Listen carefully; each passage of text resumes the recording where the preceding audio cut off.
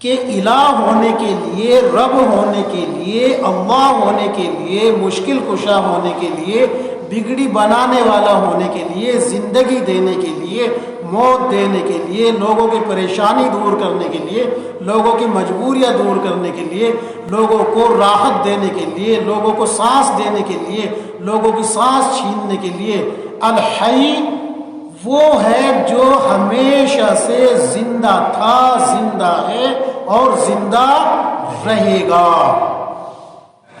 جو ہمیشہ سے زندہ تھا، زندہ ہے اور زندہ رہے گا۔ اب سوچو، جس آدمی کو ہم وقت کا ولی سمجھ رہے ہیں، وہ بیمار بھی ہوتا ہے، وہ ڈاکٹر کے یہاں سے دوائی بھی لاتا ہے، وہ کھاتا بھی ہے، پیتا بھی ہے، اور آگے بڑھ کے کہوں کہ پیشاب پاخانہ بھی آتا ہے، وہ جب بیمار ہو جاتا ہے، معذور ہو جاتا ہے، ہاتھ ٹوٹ گیا، پیر ٹوٹ گیا، یا اتنا شدید بیمار ہو گیا کہ دو آدمیوں کے کندھے پہ ہاتھ دھر کے رکھ کے چل رہا ہے، یا پھر اس سے بھی زیادہ اسٹریچر پہ چل رہا ہے، تو جو دو آدمیوں کا چلنے میں محتاج ہو جائے وہ رب نہیں ہو سکتا، وہ رب نہیں ہو سکتا۔ رب ہونے کے لیے ضروری ہے کہ وہ کسی کا محتاج نہ ہو۔ رب ہونے کے لیے ضروری ہے کہ ایک تو وہ ہمیشہ سے زندہ ہو، اور دوسرا کہ وہ کسی کا محتاج نہ ہو، اور ساری کائنات اس کی محتاج ہو۔ رب ہونے کے لیے یہ ضروری ہے۔ اور آگے الحی القیوم کہ وہ ساری کائنات کو سنبھالے ہوئے ہو، ساری کائنات کو سنبھالے ہوئے ہو۔ ہم تو اگر ایک بچہ گود میں رونے لگے اس کو نہیں سنبھال پاتے، بیوی کے حوالے کرتے ہیں، لے بھائی سنبھال اس کو، بیوی کے حوالے کرتے ہیں، لے سنبھال اس کو۔ بیوی الگ سے کہتی ہے تو نے پریشان کر کے رکھا ہے، تو چپ نہیں ہوتا، روتا رہتا ہے۔ بچے کی جو ماں ہے وہ الگ سے کہتی ہے بچے کو کہ تو نے پریشان کر کے رکھا ہے، تو چپ نہیں ہوتا، تو کام نہیں کرنے دیتا۔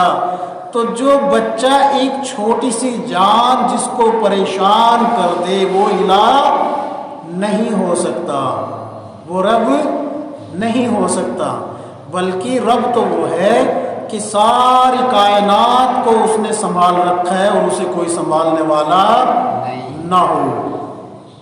ساری کائنات کو اس نے سنبھال رکھا ہے اور اس کو سنبھالنے والا کوئی نہ ہو۔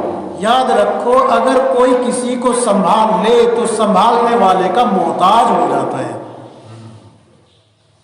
سمجھ میں آ رہی میری بات؟ آپ کو بہت اچھی طرح اگر کسی کو کوئی سنبھالے تو سنبھالنے والے کا سنبھلنے والا کیا ہو جاتا ہے؟ محتاج ہو جاتا ہے۔ اور اللہ تبارک و تعالیٰ تو اللہ الصمد، وہ تو کسی کا محتاج ہی نہیں ہے، وہ تو کسی کا محتاج ہی نہیں ہے، بلکہ ساری خلقت، ساری کائنات، زمین و آسمان سب کے سب اس کے محتاج ہیں۔ اب آگے جو اسی آیت میں آگے آ رہا ہے لا تاخذہ سنۃ ولا نوم۔ الہ ہونے کے لیے میں نے یہ دو چیزیں بتائی کہ ایک تو اس کا زندہ ہونا ضروری ہے، دوسرا وہ ساری کائنات کو سنبھالنے والا، چلانے والا ہو۔ اب اس سے آگے اللہ تبارک و تعالیٰ نے فرمایا کہ رب ہونے کے لیے، معبود ہونے کے لیے، کسی کو زندگی دینے کے لیے، کسی کو موت دینے کے لیے، کسی کو سانس دینے کے لیے، کسی کی سانس چھیننے کے لیے، کسی کی بگڑی بنانے کے لیے، کسی کی بنی ہوئی کو بگاڑنے کے لیے، تمام نظام کائنات کو چلانے کے لیے ایک شرط یہ ہے لا تأخذہ سنۃ ولا نوم، کہ اس کو نہ اونگ آتی ہو اور نہ نیند آتی ہو، وہ اونگ اور نیند سے پاک ہو۔